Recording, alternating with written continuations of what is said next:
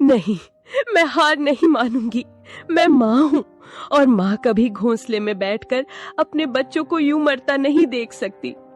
अगर इनको बचाना है तो मुझे लड़ना होगा, बीमारी से भी, अकेलेपन से भी और इस जंगल की बेरहमी से भी। लेकिन उसके मन में एक सवाल लगातार घूमता रहा। क्या ये कल सुबह मेरी... बिना वक्त गवाए दोनों उड़ चले। जंगल के भीतर झाड़ियों के पीछे एक पुराना सा बिल था। बाहर लगे बोर्ड पर लाल निशान से पता चल गया, यही डॉक्टर का घर है। डॉक्टर साहब, जल्दी बाहर आइए, एक माँ के बच्चे बीमार हैं, बहुत बुरे हाल में हैं। कुछ पल बाद डॉक्टर चिंटू बाहर आए। कितने दिनों से बीमार है? 2 दिन से, लेकिन रात में हालत और बिगड़ गई। ले चलो मुझे, मैं खुद देखूंगा। कुछ देर में तीनों घोंसले पर पहुंचे। डॉक्टर ने बच्चों को चेक कर लिया। ये साधारण बुखार नहीं है, ये वायरल है। बच्चों के शरीर में लड़ने की ताकत नहीं बची है। तो क्या ये मर जाएंगे? मैं कुछ नहीं कह सकता। मैं दवा दूंगा, अगर ऊपर वाले ने चाहा तो बच जाएंगे, पर मैं कोई गारंटी नहीं देता। तुम तो डॉक्टर हो, तुम्हारे पास उम्मीद होनी चाहिए। मैं दवा दे सकता हूं बहन, चमत्कार नहीं। जब शरीर साथ नहीं देता तो दवा भी हार जाती है। अब ये तेरी ममता और भगवान की मर्जी पर है। चिकी जानती थी अब उसके हाथ में कुछ नहीं बचा था। वो निकल पड़ी एक उम्मीद में। वो जा रही थी उस पेड़ की ओर जो जंगल के बीचों बीच सबसे ऊंचा था, एक ऐसा स्थान जिसे पक्षी शांत शिखर कहते थे।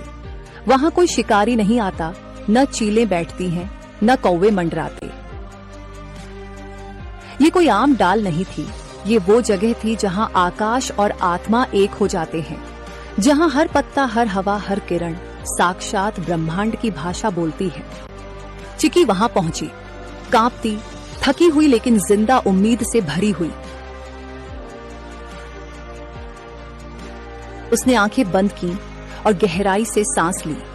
हे ब्रह्मांड, मैं तुझसे मांगने नहीं आई, मैं तेरे आगे झोली नहीं फैला रही, मैं तुझसे लड़ने आई हूँ अपने बच्चों के लिए। उसकी आवाज जंगल में गूंज उठी।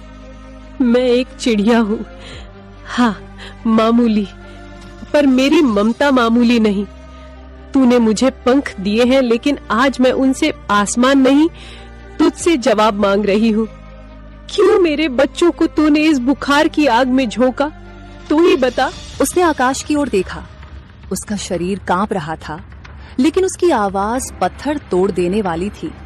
तू सब देखता है ना, तो देख देख मेरे बच्चों की तड़प।